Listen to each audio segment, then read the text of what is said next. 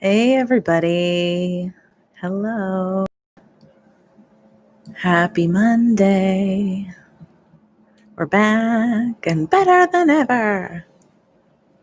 I don't know about the latter, but I have so much to talk about today. As you can see, today we're talking about my Majesty Palm, which is right behind me.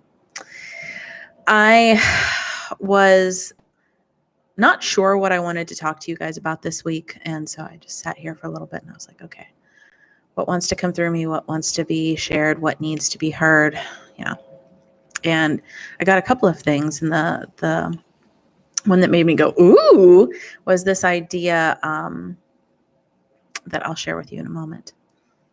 So since I moved to Boston, I've become a plant mom.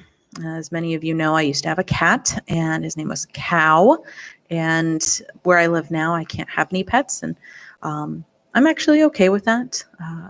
So I've gotten into plant keeping, indoor plants, very low maintenance, very hardy plants. And I decided I wanted to get a new big kind of statement piece for the living room.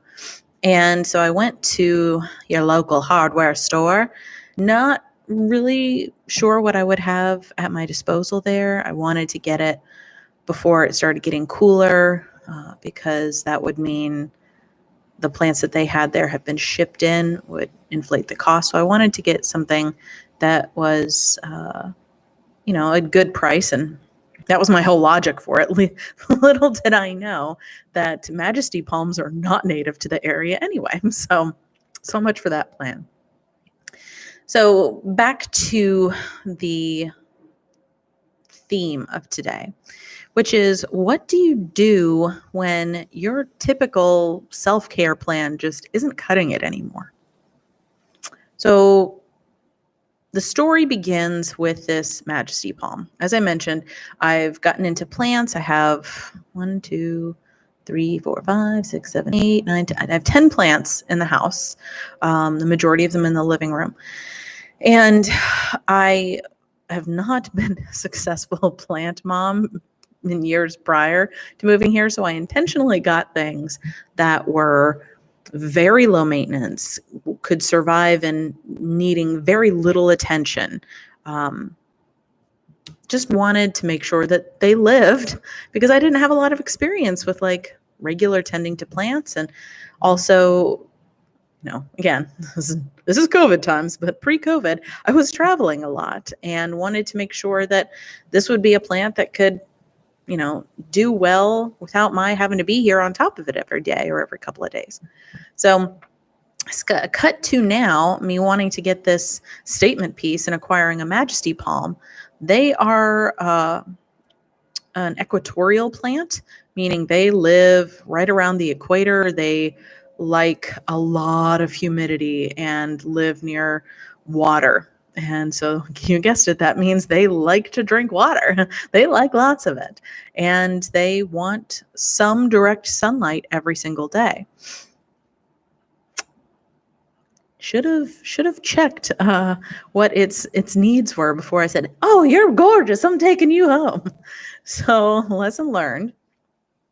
And I ended up putting it directly behind me, which was not the area that I originally envisioned a large plant going. It lives here now because this is where it needs to live in order to get the sunlight it requires. So I did some Googling after I brought it home just to learn more about it, and discovered not only those things that I said before, but if it's like dehydrated, it will have its tips. These are tips, start to turn brown. And some plants, when they get droopy or they, whatever, if you give them water, they'll perk back up and they'll go back to the way that they're supposed to. Not this guy. Once they're brown, they're brown. They're not coming back. They're bye-bye. So it starts at the very end and then it works its way up. And they said what you can do, because there's no getting rid of it, is to trim off the ends so only the green is left, and not do a blunt cut, because they're tapered, little tiny, like you can see them. if you're watching this. They're, they've got a little tip, a pointed tip at the end.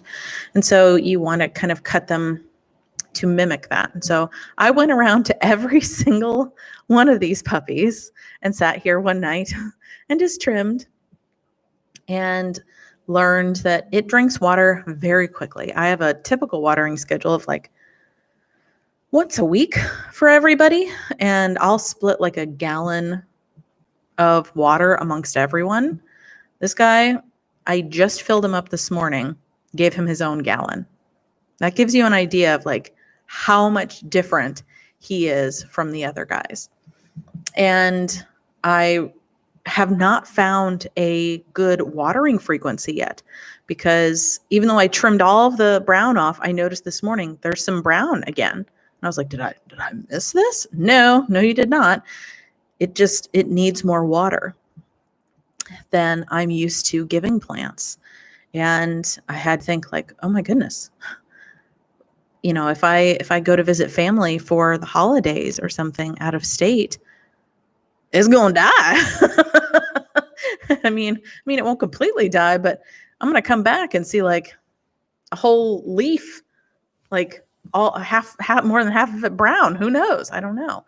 So, thankfully, my father, the engineered minded one, has come up with a in-home irrigation system that doesn't need to be hooked up to a faucet or anything. I might show videos of that once it all arrives and I've set it up and tested it on my Instagram channel. We'll see. But I digress. All of that said to say, I have had a little journey to get to this point, to know what it needs, to give it what it needs, to recognize I cannot retrofit it into my existing schedule, into what works for everybody else, and not get frustrated about that, quite frankly, because certainly I could have a bad attitude. I could return it because it's going to make my life harder. And those are all beliefs and mindsets that I could have about it. And, even if I did decide, you know what, I'm just going to choose to give it back to the store and get a refund and find something that's more in alignment with everything else that I own, and let this go to a home that really can benefit from it, that would be okay too. My choice, what felt good to me, was to find a way to make this work. That excites me. That makes me go, okay, let's try and figure it out, because I like a little bit of a challenge. I like a change of pace. So this was a very small aspect of that, but it was valuable nonetheless. So what I realized, and maybe you guys, can relate to this. I imagine you could. That's why you're here. There are times that what we're used to doing for ourselves, for our own, like, kind of bare minimum watering, sunlight, fertilizer, that keeps us, growing and doing well. And then all of a sudden something comes along and that's not working anymore. And, a thing that thing could be right now is certainly the pandemic. There is so much that's different now that is impacting how we self-care, what amounts of self-care we need. We might have been like a snake plant where we needed very little sunlight, don't need a lot of water, and can just hang out. Very low maintenance, don't need a lot. And now all of a sudden we're behaving more like a Majesty Palm, where we're like, I need attention. I need more water than I've ever had before. I need some sunlight. Like, where is my sunlight? And that's okay. I want you to take a moment to look at your own life right now, and pop in the comments, are you in a place where you're needing more self-care than you used to? And what did that used to look like, and what does it look like now for you? I know I can share for myself, it's certainly increased my need for self-care. And what constitutes self-care and how I choose to give it to myself and those things. So first and foremost, a couple of tips here. First and foremost, the biggest thing that I've given myself is oodles and oodles of compassion and acceptance and non-judgment for whatever is happening, whatever is coming up, right? That could be like abandoning some of the things that used to be really part of my self-care that I just don't have the capacity for. So that's working out like I used to, that's eating like in a way that is supportive the majority of the time. Not that, certain foods are and certain foods aren't. Like, I'm not going to be in judgment of having this spiced apple, whatever the hell it is, from the Bucks today. I'm just not, because, the judgment that I would add to my psyche isn't welcome. So giving myself that compassion, that's a number one thing. Number two is making sure that I have regular contact with my inner circle. So for me, that's a couple of things. I live alone, and I've always worked from home for the most part. I can't say always, but the majority of the time I've worked from home. So that part hasn't changed, but not getting to visit, family and friends has been a greater challenge. So I have a weekly standing game night remotely via FaceTime with my family. I have a weekly standing catch-up call with 2 friends. I have a weekly co-working session with another, and that gives me a regular connection, some structure, which is very, very good for the nervous system, which is how we regulate and manage stress, and big T and little t trauma, which, let's be honest, this is a traumatic time for a lot of people. So having regular contact with people in some way, shape, or form, even when we might want to just kind of curl up into isolation. Number 3 is learning something new. So I started taking horseback riding lessons a couple of weeks ago, and I've always wanted to, and I'm enjoying it so much because I get to be outside. I get to touch another living animal or a living being. I'm learning something new. It's something physical that I can do with my body, and I can be around someone else, my trainer, without a mask on. And that's great because we're still far away from each other, because I'm on a horse in an arena and she's in the center of it and I'm going around.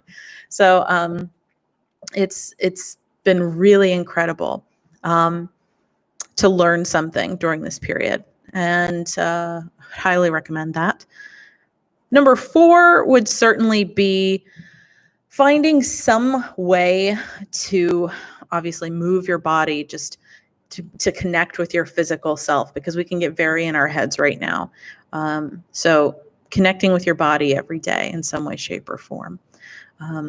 Number 5 would be to listen to your body and give it what it needs. If it's craving like greens on greens on greens, by all means, give it what it is asking for. So that requires you to be connected to yourself, or else you're not going to get those messages. And number 6, this is kind of a funny one. Take on a project, something that will help you up level. Like, this is a very unique time that we're all in. And it can be very easy to just kind of like coast along and stay in like a Netflix and self-chill mode for months on end. And certainly there's periods of that, like self included. I've watched so many interesting things. I've read so many books during this time period. I've also redecorated my entire living room, and that has been incredible for claiming more of who I want to be, claiming more of the things that I desire and that are valuable to me, things that make me excited.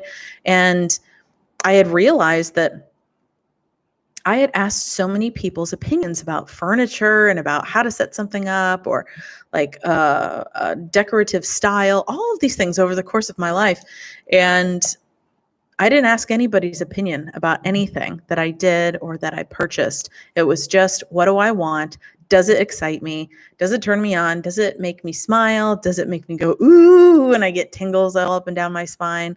And then I'd say yes. And it's amazing to be in a space that each piece brought me that, and to see all of them together. It feels so good to be in a physical environment like that. So finding some sort of project to take on in your home to help you up level and do more and more of the person that you're meant to be is a fantastic way to round out these tips. So pop into the comments. Also, let me know which one of these tips you're going to start working on in your own life, which one resonated with you. I'd love to hear from you. I always answer back. So I hope you're taking good care of yourself. Whether or not you are, fully embracing your Majesty Palm needs, I know that I'm embracing you and all of your glory. So take good care, and I'll see you guys next week.